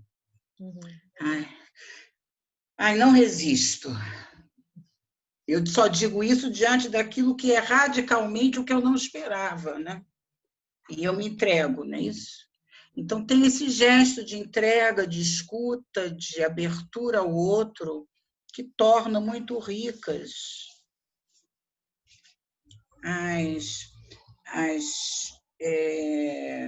as produções de agentes culturais, inclusive que pensam a partir de lugares, digamos, de fala muito marcados. Eu li recentemente um texto do Edmilson Almeida Pereira sobre... Bom, não está aqui, mas ele falava sobre os diferentes movimentos de negros, né, movimentos identitários, e ele diferenciava os tipos de demanda e a relação entre esses tipos de demanda e a poeticidade, né? Então, ele é um exemplo de um poeta que eu acho maravilhoso, que fala de dentro de um lugar de fala muito específico, ele faz questão de marcar, em muitos momentos, sempre que ele é um negro, falando em defesa de uma tradição recalcada, mas isso não é uma identidade a priori da sua poesia, sabe? Ele não vai para a poesia falar de novo aquilo que ele está falando num documento sociológico. Eu, aliás, li recentemente um poema do Edmilson, que está nessa antologia mais dele, um poema lindo, que é um poema sobre o Guará, e ele fala sobre o manto vermelho de penas dos Tupinambá. Está no lugar de fala errado, né? Ele não é índio. Percebe? Mas tem um jogo com a alteridade que alimentou a poesia dele de uma forma belíssima. E só para terminar, e de repente eu encontro nele elementos para pensar a questão cultural indígena e que não encontro num poema de um índio, digamos, por exemplo, né? Hipoteticamente falando. E eu acho isso em relação a tudo. Célia, eu pensava nessa pergunta, só para precisar, mais especificamente na crítica que a Ana C. faz a uma certa noção de engajamento. Né? É exatamente essa noção contemporânea do engajamento que justamente acho que muito mais atravessada pelas vozes diversas, né? Quer dizer, essa voz hegemônica do intelectual engajado, do qual o Jorge Amado funciona como esse protótipo, digamos assim, essa voz que é exterior. Mas você sabe qual por que eu identifiquei? É porque eu acho que quando o Jorge Amado falava em termos engajados, ele falava em nome de uma determinada identidade, que é a que a Ana Cristina critica, que é a identidade do povo. Sim, pois é. Como se houvesse um povo. Mas essa mesma uniformização identitária que prejudica a relação entre o intelectual e o artista com as diferentes camadas da população, eu também acho que existe perigosamente quando se trabalha com outras identidades mais particulares, como subalternizadas, percebe? E que eu acho que, claro, tem que ter a sua luta, mas eu acho que tem que ser uma luta sempre muito atenta aos perigos da uniformização. Porque, por exemplo, a Ana Cristina fala isso do Jorge Amado, mas fala isso dos marginais também, né? Então, em nome de uma postura contracultural, eu uniformizo uma linguagem, eu vejo todos aqueles jovens marginais, entre aspas, da mesma maneira. Hoje em dia, não, né? A gente vai rever as releituras mais produtivas, vem mil diferenças, singularidades ali no Cacaso, tem outro que eu gosto muito, que mora em Brasília agora, esqueci, mas enfim. Tem uma poeta que ninguém conhece, Vera Pedrosa, da época, não é minha parente, só me lembrei fácil porque tem meu sobrenome, entendeu? Então, eu acho que, na verdade, é um problema semelhante que acossa o intelectual na sua relação com a subalternidade que ele quer contemplar, mas que não é ele, né? E que, hoje em dia, eu acho que contamina determinada noção de representatividade, sabe? Noção de representatividade. Eu ficaria ainda nessa conversa contigo, mas não quero monopolizar aqui a palavra, né? Queria saber, quer dizer, nesse caso, quem quiser falar, colocar uma questão, pode abrir o microfone e colocar a questão. Eu não bloqueei os microfones, até porque, né, em princípio, é mais ou menos fechado, por conta da inscrição prévia. Eu pedi a inscrição prévia por isso também, para não ter que fechar os microfones e não impedir, então, impedindo então a turma de se manifestar, né, o pessoal que deve ter lido os textos com antecedência, ou, enfim, tem tantos colegas, tanta gente aí com a gente, né, o Paulo está aqui, enfim, a Ana Martins Marques pediu para entrar agora há pouco, um poeta contemporânea. Eu gosto muito da poesia dela. Estou falando também para os alunos, porque a gente já leu poemas dela em sala de aula também. Eu estou me dedicando agora a ler os Jardins, que é o livro dos Jardins. Vai ser minha próxima tentativa de falar em público, vai ser sobre os Jardins, que é lindo, né? Maravilhoso, né? É um livro muito delicado, lindo. E tem ali um endereçamento muito interessante também, né? A questão do endereçamento aí. Sim, claro, claro, porque ela não só tem o leitor, o destinatário presente e ausente, é todo um jogo de presença e ausência, né? Que constitui o leitor, a segunda pessoa, como ela tem os poemas dedicados a, né? Um duplo sentido de dedicação, né? Gente, desculpa interromper, vou só colocar a gente assim em mosaico para fazer. Mas não fica para todo mundo mosaico, né? É só para mim. É porque eu acho que se tiver gente demais, acontece algo. Ah, tem a Cecília. Oi, Cecília. A Cecília tem um livro que eu gosto muito também, que é uma mistura de vozes, né, Cecília? Samires levantou a mão. Obrigada. Sim. Acho que eu vou abrir as perguntas dos alunos. Então. Oi, Samires, tudo bem? Oi, Célia. Na verdade, lendo o seu texto e, enfim, tendo a sua aula hoje, acho que o que ficou de dúvida para mim em relação ao endereçamento foi essa questão do destinatário, né? A gente pode relacionar, em termos de endereçamento, uma conversa não necessariamente com o leitor. Então, por exemplo, se eu estou dialogando com outro autor, mas até fazendo um vocativo, né? Falando dele Sim. diretamente com ele. Isso também é uma questão de endereçamento ou está mais ligado ao público, ao leitor? Entendeu? Não.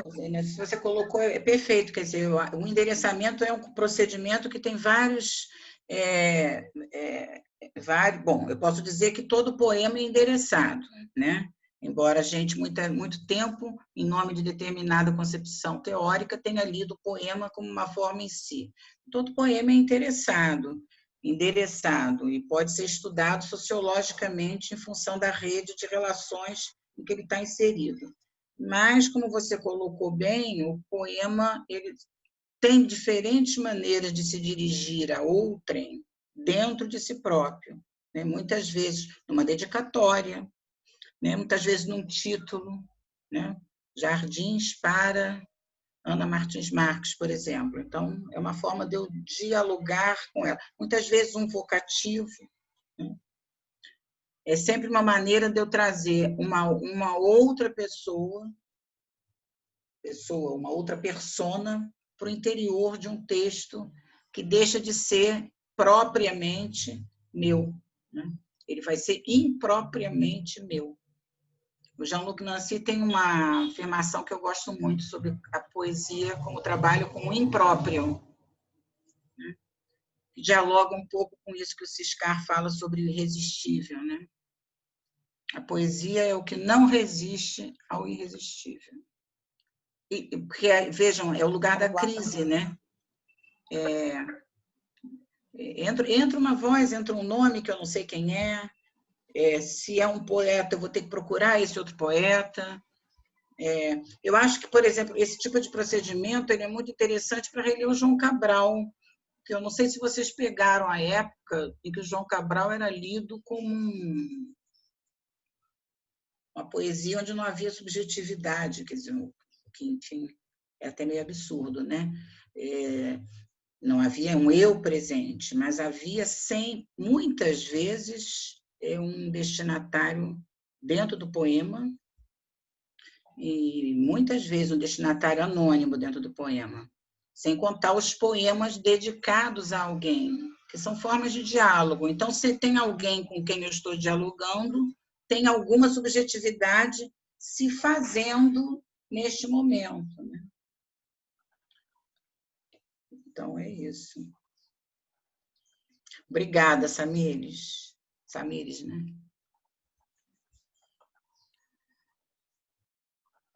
Gente, mais alguém?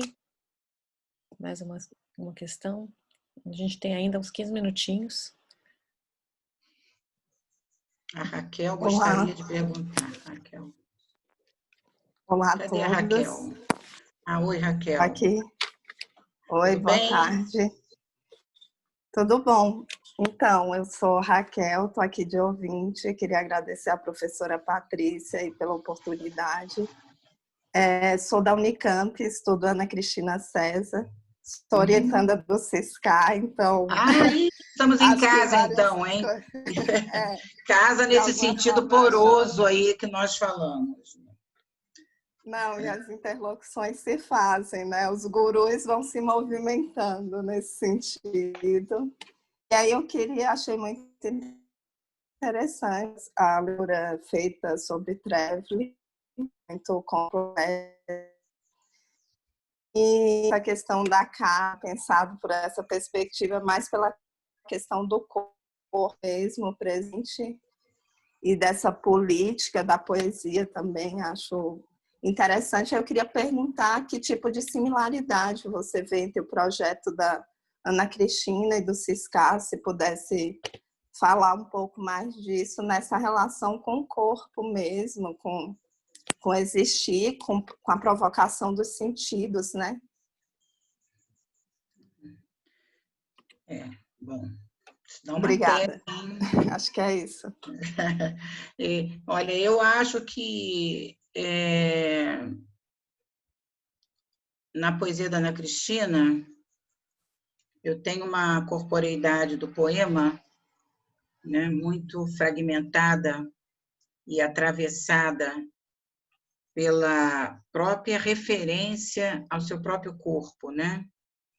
Nesse poema que a gente viu, por exemplo, eu entenderia a questão da corporeidade do poema nesse sentido, em que uma possível estabilidade da forma é desequilibrada por movimentos afetivos de produção e de escuta de diferentes vozes, né?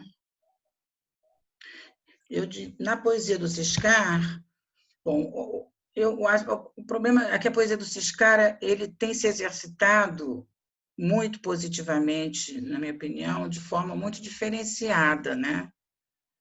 Então, eu acho que essa produção de diferenças no interior de um próprio livro, como eu disse, né, são maneiras de trabalhar a superfície material do poema de forma concreta, corpórea, né? Estou falando corpo aí no sentido em que a palavra corpo possa ser usada para o corpo do poema, né? Não necessariamente o corpo físico. Acho que a poesia dele é muito marcada, diferentemente da Ana Cristina, ou intensamente, ou bem mais intensamente que a Ana Cristina, pelo movimento de reflexão sobre a própria corporeidade, né? Então, a poesia dele é uma poesia muito pensada, né? Para usar um termo que a Patrícia gosta. É uma poesia em que o trabalho do pensamento se mostra, se dá a ver, né? Então, eu diria que na poesia do Marcos existe uma corporificação do trabalho do pensamento, que se mostra, de repente, misturado com os carrapichos em que ele está pisando enquanto escreve. Carrapicho é uma palavra que habita muito a poesia dele. E é uma poesia que trabalha muito com o mínimo, né?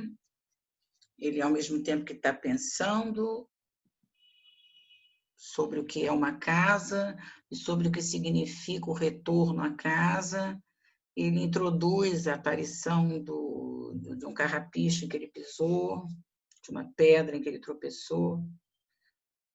Pedra aqui é um exemplo, né? Porque eu estou me lembrando mais do carrapicho. A poesia dele é uma poesia que não... Estou me lembrando do Interior via Satélite, onde ele trabalha com a imagem, né? Uma vez eu escrevi sobre a fenomenologia do olhar, né, na poesia dele, porque tem uma visualidade muito forte e, ao mesmo tempo, um pensamento sobre o que é ver muito forte. E o ver, na poesia dele, aí eu estou voltando lá às correspondências, estou voltando ao traveling, o ver é sempre um ver em movimento, sabe? O nome do livro já é O Interior via Satélite, né? Então, é um interior visto de fora. Então, há todo um movimento do fora e do dentro que traz a presença, uma presença alegórica do corpo, né? Não é nunca o corpo, a corporeidade do poema, ou a corporeidade física, ou a corporeidade identitária do poeta, é sempre muito desconstruída, né? Para começar mesmo, como eu disse, nessa sessão de poemas da casa, eu até tinha pedido o nome dessa sessão da casa, As Voltas da Casa, né? Então, é sempre um poema de casa, e embaixo, ensaio sobre o retorno. Retourner, né? Retourner já é voltar, né, Patrícia? Então, retourner é voltar a voltar.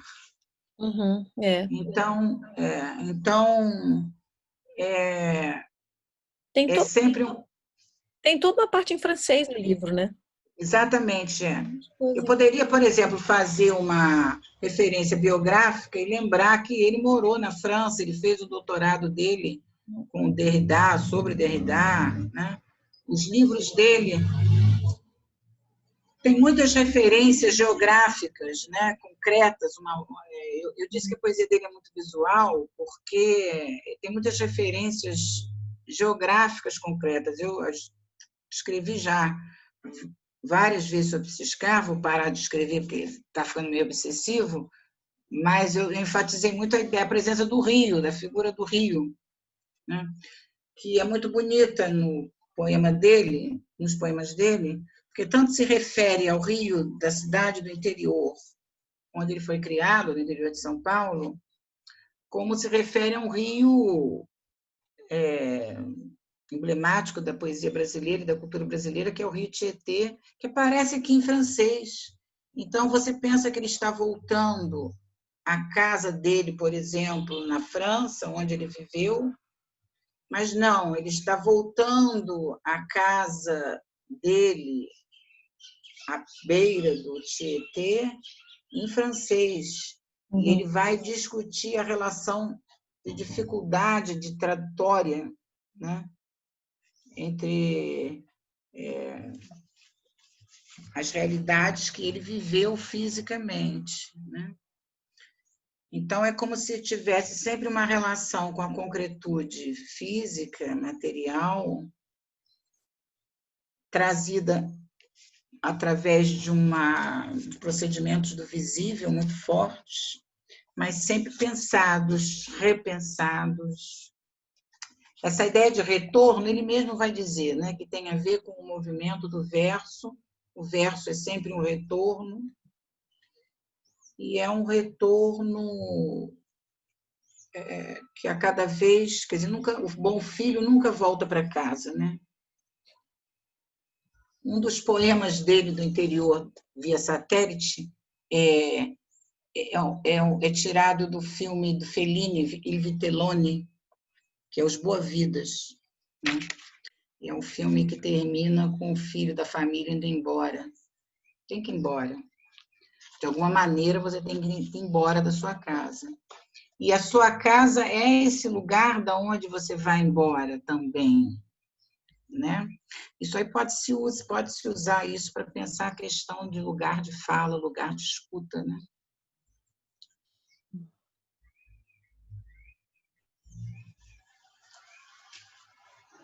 E o corpo como lugar de uma voz cheia de portas e janelas, atravessado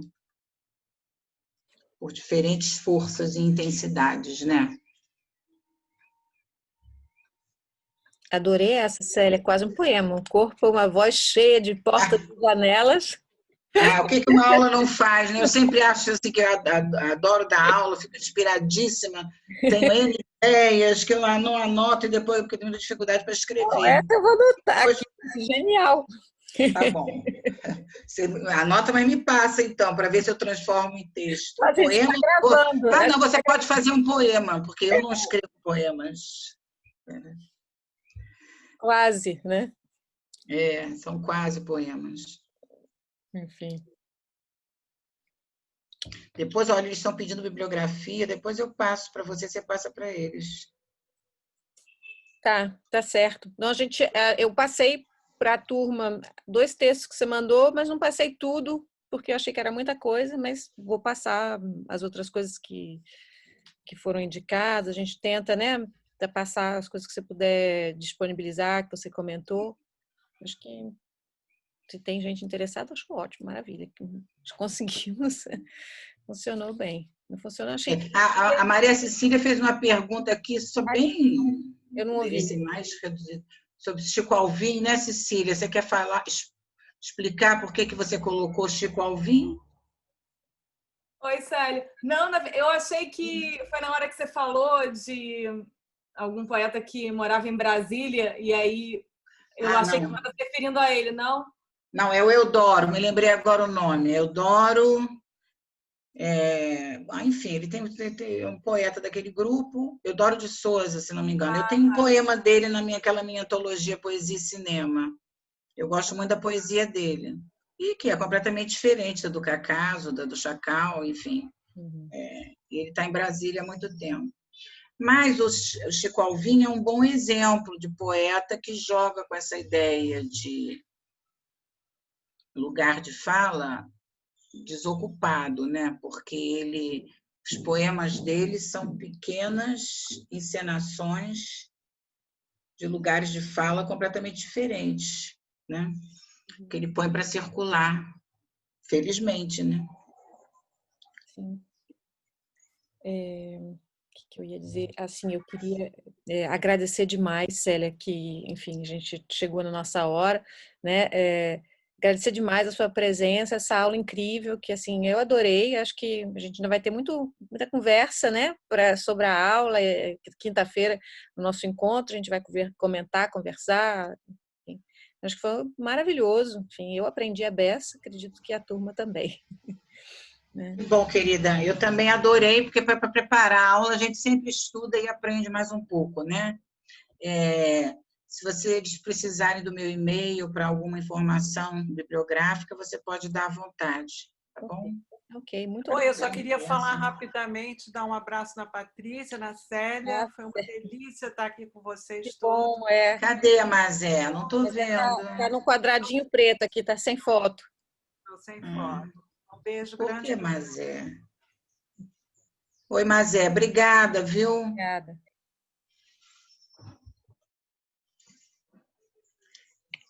Enfim.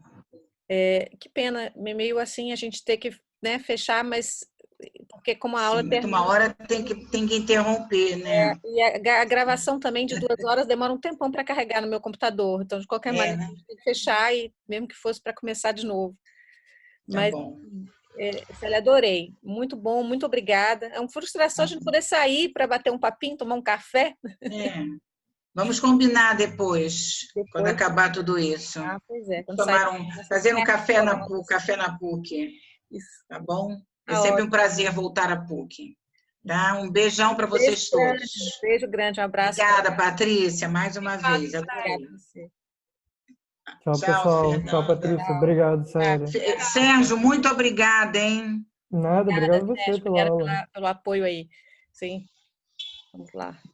Tchau, pessoal. Tchau. Tchau.